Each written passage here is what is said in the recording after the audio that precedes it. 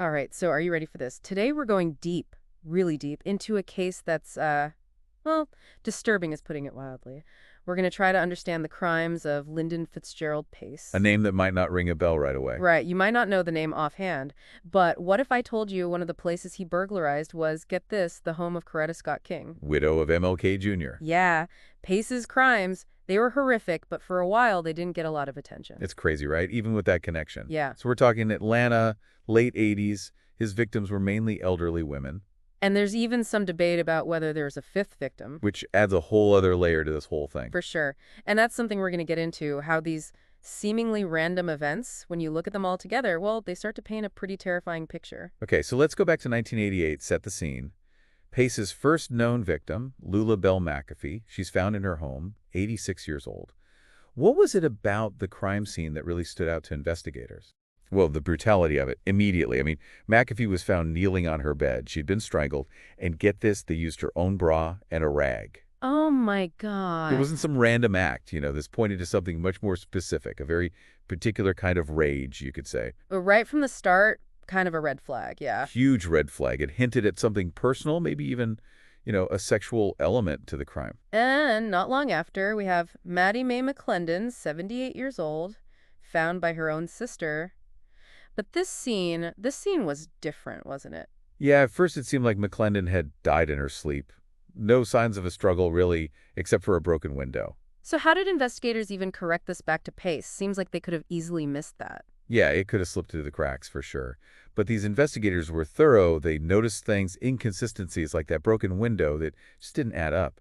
And later the autopsy, well, it showed McClendon had actually been suffocated. It's amazing how crucial those little details can be. It really is. That's what separates good detective work. They saw the pattern, those subtle clues that linked what seemed like totally isolated events. And that pattern, it becomes even clearer with the next victim, Johnny Mae Martin, a 79-year-old, a retired nurse. This one really hits hard, especially knowing it was her sister, Ruth, who found her. Yeah, and again, the method was eerily similar. Martin found in her bed strangled. This time it was a shoelace they used. The fact that Pace was using these everyday household items, that's what makes it especially disturbing. It's almost like he was trying to make it look like these deaths were accidental or something. Exactly, almost like he was blending in. And that level of cunning, that makes it all the more chilling. He wasn't just brutal, he was calculating. And then there's Ann Britt, only 42 years old. She's the youngest victim. But again, the pattern's there. Right. Britt was living alone. And just like the others, she was strangled. This time, a sock, the consistency, his M.O., it tells us Pace was targeting women specifically, and he was using whatever you could find at the scene. And it seems like he was getting bolder, too. Not just more frequent attacks, but choosing a victim significantly younger than the others. You're right, that's a good point. It could mean he was getting overconfident, or maybe his need to exert power, it was escalating. And either way, it's a pretty terrifying thought. But now we got to talk about Mary Hudson. This one really throws a wrench in things. Yeah, this is where things get kind of, I don't know, murky. Exactly. So Hudson, 77 years old, she's found strangled, beaten too. On the surface, it seems like she fits, lived in the same area as the other victims, strangulation was involved. But there were some differences, right? Some key things that didn't quite match up. Right.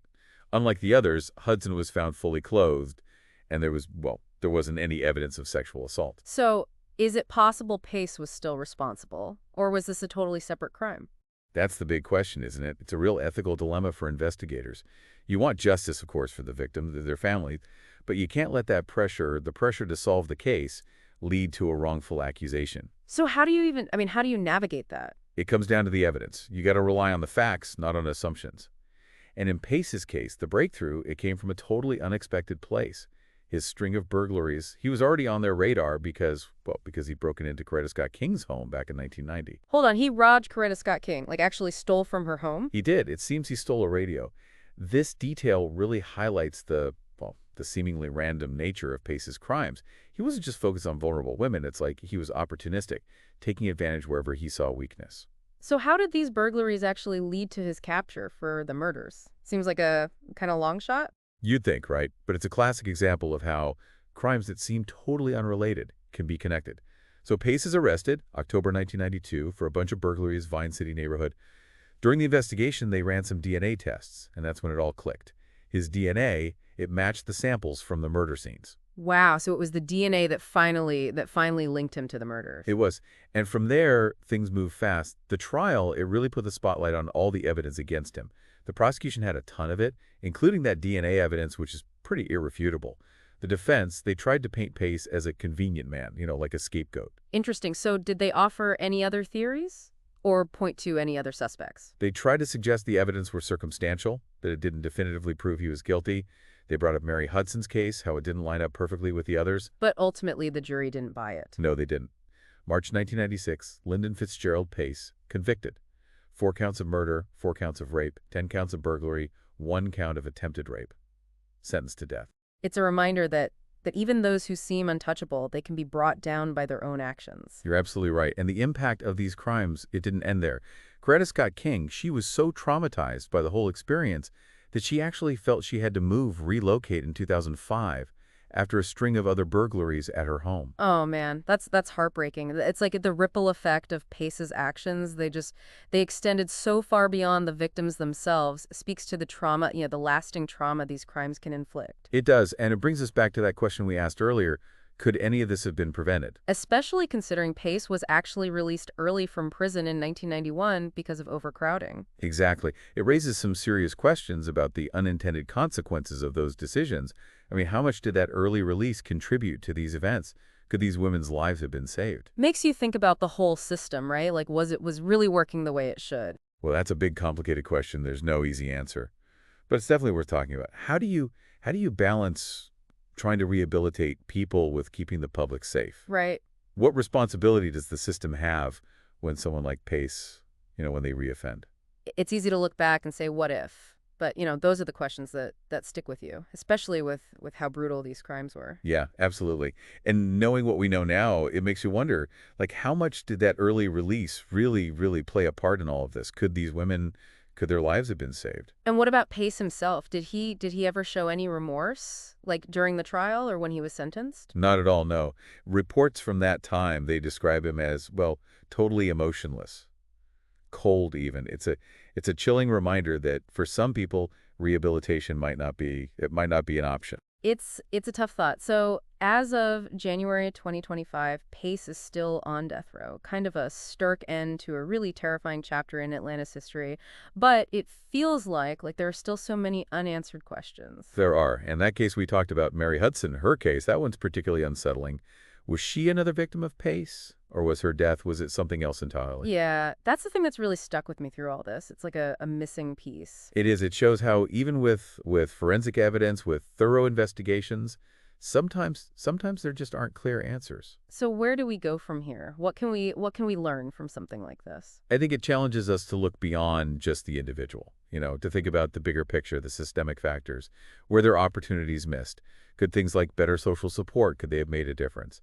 They're tough questions, but we got to ask them. It's also a reminder that these aren't just stories, that we read in the news. These are real people, real lives, tragically cut short. Exactly. And they deserve to be remembered, not just for what happened to them, but for the bigger questions they raise, questions about justice, about accountability, about safety in our communities. We started talking about how Coretta Scott King was a victim of Pace's crimes. That's how we started this whole deep dive. But unpacking all this, it's clear the impact goes way beyond one person, one high-profile figure. It does. These crimes, they exposed something, a vulnerability, a darkness that was there under the surface of everyday life.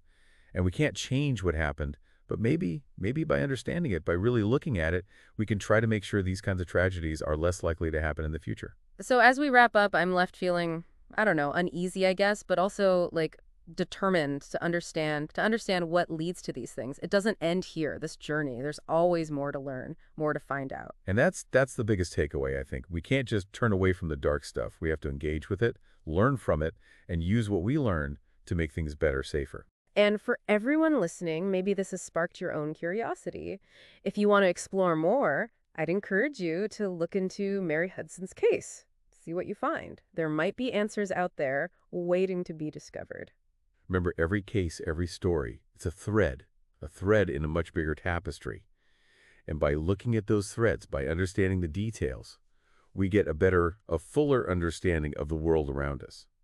And maybe, just maybe, we can use that knowledge to create a brighter future,